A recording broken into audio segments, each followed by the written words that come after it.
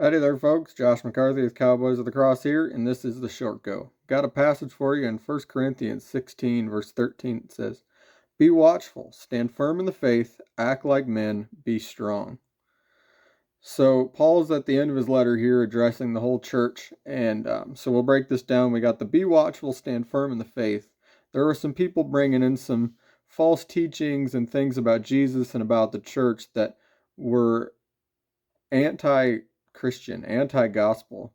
And some modern ways to look at that is you have some people bringing in stuff in the church.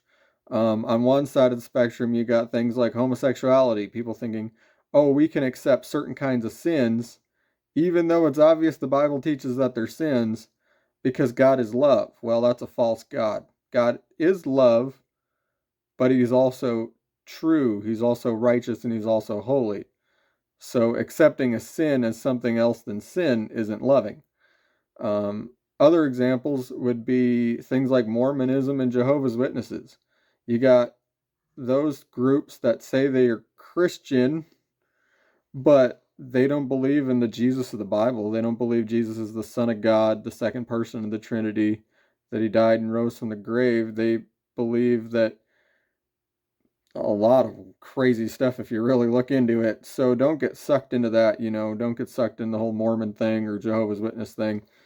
And so the second section here is act like men. He's addressing the whole congregation here. So I've heard some people say that he's contrasting acting like men versus acting like children. I don't know if anybody else is raising kids, but children they get kind of whiny. They throw fits when they don't get their way. They'll hit their siblings or other kids. And I've seen some adults that act that way too. I've seen some people comment on some of our videos that are frankly acting like children. And Paul is encouraging the Christians here, don't be immature. Grow up.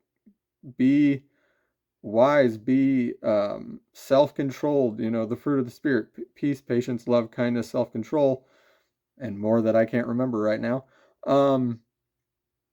That those are the attributes, those are the things in our lives that are supposed to be evident, not whining, not grumbling, not blowing up in anger, not following the lusts of our flesh, all of those things.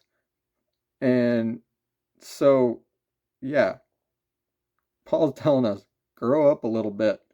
There's some people that watch these videos that probably need to hear that, and I hope you take it to heart. The last section here is be strong. And this part of the verse, he's talking about standing for the gospel, being strong for God's truth, no matter what the world tries to convince you to do, or people talk you into it. They might think, oh, you're just one of those crazy Bible people, and ridicule you and everything else. And Paul's exhorting them, be strong, stand for God, stand for the truth of the gospel, stand for the way he calls Christians to live. C.S. Lewis says, courage is not merely one of the virtues, it is every virtue at its testing point. Here's another quote from a pastor. He says, it takes courage to be patient when your patience is nearly run out. It takes courage to forgive when you're tired of forgiving. It takes courage to tell the truth when telling the truth might get you to lose your job or ruin your reputation. It takes courage to stand up for God, and it takes courage to follow godly virtues and the way God calls us to live.